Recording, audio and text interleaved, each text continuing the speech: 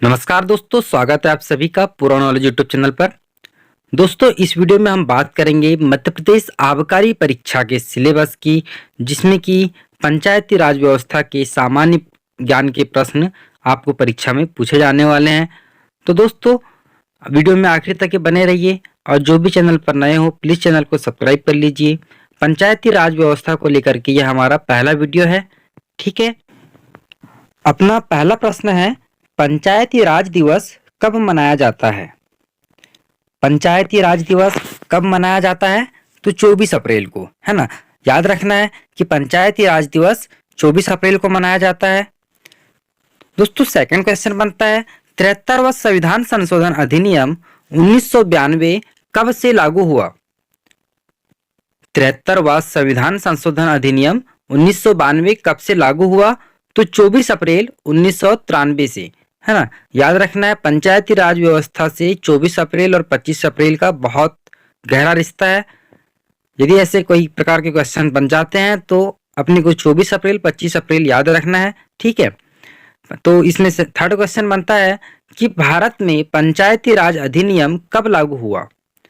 पंचायती राज अधिनियम कब लागू हुआ?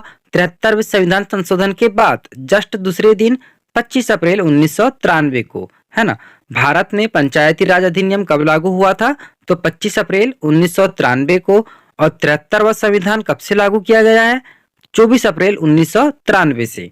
ठीक है दोस्तों, एक क्वेश्चन भी बहुत इंपॉर्टेंट है कि भारत में पंचायती राज प्रणाली का शुभारंभ कब और कहाँ हुआ? पंचायती राज प्रणाली का शुभारंभ कहाँ हुआ? तो 2 अक्टूबर 1959 को नागौर जिले में, जो कि राजस्थान राज्य में आता है ना। पंचायती राज प्रणाली का शुभारंभ 2 अक्टूबर 1959 को नागौर जिले से शुरू हुआ था। अगला प्रश्न है, भारत में पहला नगर निगम कहाँ स्थापित हुआ था?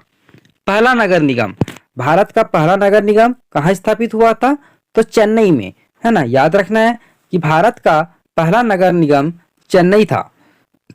दोस्तों, अगला प्रश्न बनेगा, भारत में सबसे पहले राजस्थान में पंचायती राज की स्थापना किस वर्ष हुई थी? देखिए, क्वेश्चन घुमाता है, पंचायती राज प्रणाली का शुभारंभ कहाँ हुआ था?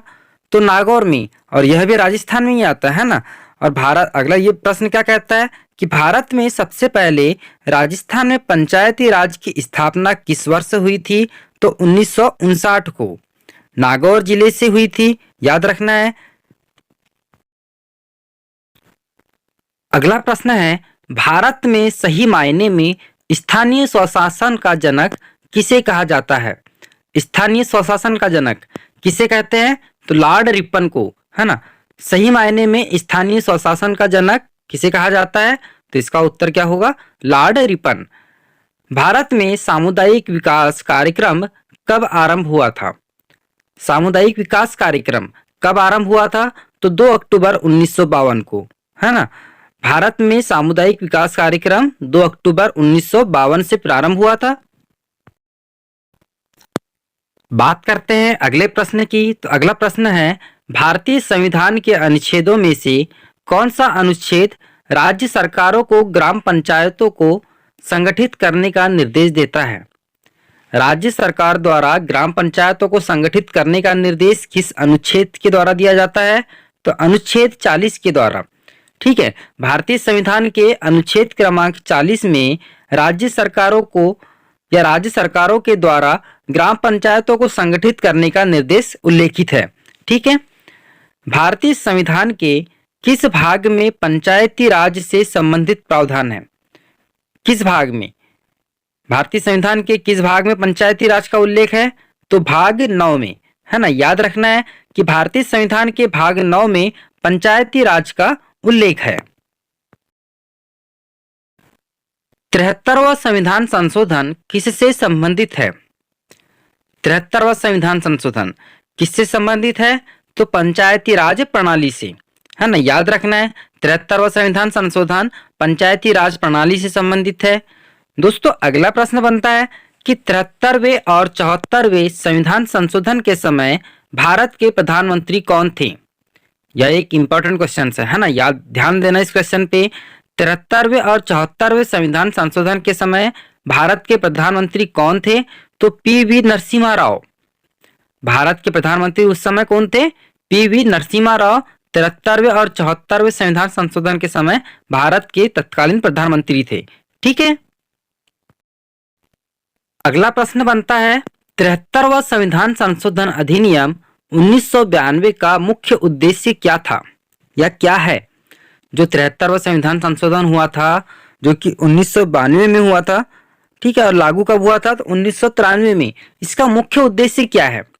इसका मुख्य उद्देश्य है पंचायती राज व्यवस्था को संवैधानिक दर्जा प्रदान करना। 73वां संविधान संशोधन स्पेशली इसीलिए किया गया था कि पंचायती राज व्यवस्था को संवैधानिक दर्जा मिल जाए या दर्जा दिया जाए। ठीक है, 73वां संविधान संशोधन अधिनियम 1992 किस वर्ष पारित हुआ? देखिए, क्वेश्चन वहीं के वहीं घुमा रहा है आपको। 73वां संविधान संशोधन अधिनियम 1992 किस वर्ष पारित हुआ? तो 1992 में पारित हुआ था। क्वेश्चन में उसका आंसर छिपा हुआ है 1992, लेकिन यह लागू कब किया गया था? 1993 से। यदि इसी की जगह क्वेश्चन बनता है कि 73वां संविधान संशोधन अधिनियम 1992 किस वर्ष लागू किया गया था? तो 1993 में लागू किया गया था। दोस्तों ध्यान देना इस क्वेश्चन पे। ठीक है, इसका अगला प्रश्न बनेगा 73वां संविधान संशोधन द्वारा कौन सी अनुसूची संविधान में शामिल की गई? जब 73वां संविधान संशोधन किया गया था उस समय किस अनुसूची को संविधान में शामिल किया गया था? तो 11वीं अनुसूची। एक क्वेश्चन बनता है कि 73वें संविधान संशोधन के पूर्व भारतीय संविधान में कितनी अनुसूचियां थी? तो 10 अनुसूचियां थी, है ना। तो अभी वर्तमान में कितनी है? 12 अनुसूची है।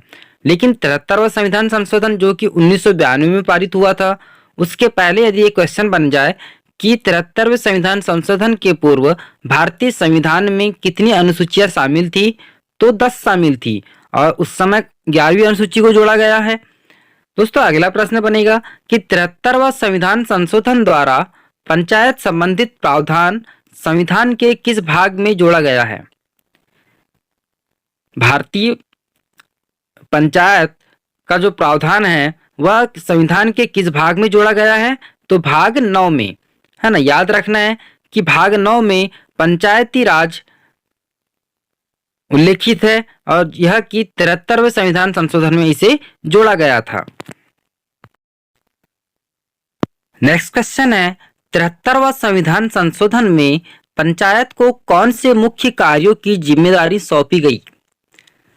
इस संविधान संशोधन में पंचायतों को किस कार्य की मुख्यतः जिम्मेदारी सौंपी गई थी? तो सामाजिक न्याय और आर्थिक विकास की।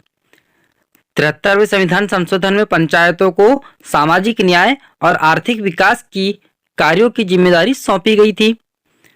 अगला प्रश्न बनेगा 73वें संविधान संशोधन में पंचायती राज संस्थाओं के लिए किस प्रकार के चुनाव का प्रावधान किया गया है?